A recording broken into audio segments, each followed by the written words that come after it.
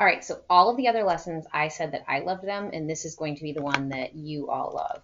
It is linear versus nonlinear equations. After looking at a number of different equations graphed on a graphing calculator, students will be able to identify if an equation is linear or nonlinear and why. So linear equations are ones that form a straight line when graphed. Basically, you want to look for the boring equations. That's kind of how linear equations work. All you're doing is adding, subtracting, multiplying, and dividing. So we've got x minus 6. We've got negative 2x plus 4. We've got, this is another one that almost looks boring, but you can't quite tell right off the bat. It's y equals 2 to the 4th plus x. And the reason some people get it mixed up is because 2 to the 4th has an exponent, but you'll notice that it's on the 2. 2 to the 4th just means 2 times 2 times 2 times 2, which is a constant. So that's one of your boring equations. And last but not least, you might not know why, but x over 2 is a boring equation because you start with x and you just find half of it. So whatever your input is, you're just finding half each time. So linear equations, there's one more. And the reason I missed it is because you'll notice this one has a radical and this one has a radical, right? The square root symbol. But this one, can we find the square root of 9? Sure we can. Y equals x plus 3. So that also qualifies as one of our quote-unquote boring equations. These are all the ones that are linear. So I would say y equals x minus 6. I would say y equals negative 2x plus 4. I would say y equals x plus radical 9. Y equals x over 2, and y equals 2 to the 4th plus x. So anything that, really it's the boring ones, and I know that probably just sounds really silly, but the ones where you just add, subtract, multiply, divide, nothing fancy or special going on.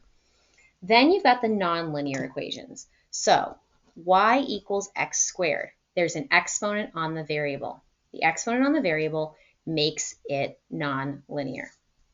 Let's see.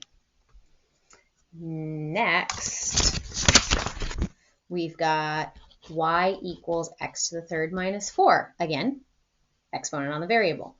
Y equals 3 radical x. The radical is on the variable, okay? And last but not least, y equals 3 over x. And that's because you're changing the number you divide by. So this might be 3 divided by 1, then 3 divided by 2, then 3 divided by 3. So what you're doing to the constant is changing. So what you'll see at the bottom of my paper is that I have some rules once it focuses. Add, subtract, multiply, divide. Remember on this one, the dividing has to come first, x divided by 2. If it's going to be nonlinear, the exponents are on the variable, or you're dividing by the variable, or you have a radical around the variable. So basically, it's when any of the funky stuff is happening to the variable. That's when you've got a nonlinear equation. On the back, it says, are the following equations linear or nonlinear? So how do we figure that out? We look for whether anything interesting is happening. This one's going to be linear. Does not really need an explanation. It just is linear. Now the second one, y equals 2x plus 8 to the 2nd. 8 to the 2nd we know is 64. Again, nothing fancy or special happening, so that one is linear. Y to the 3rd equals 5x. So this one has something happening to a variable. So this one's going to be nonlinear, and you would say variable is cubed, right? It's raised to the 3rd power. X, radical 9. So where is the radical? The radical is on the 9, which is a constant. We know that the square root of 9 is 3. So this is really y equals 3x, which is nothing special, linear. This one, notice where our variable is, 4 over 3x.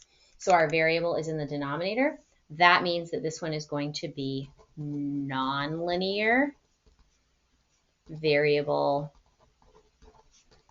in the denominator. And last but not least, 4x over 3, which you can tell is kind of related to the one before it. But now your variable is not in the denominator anymore. It's in the numerator, making it linear. And that's why you guys usually like this unit, because there's not a lot of computation happening. It's really more observing.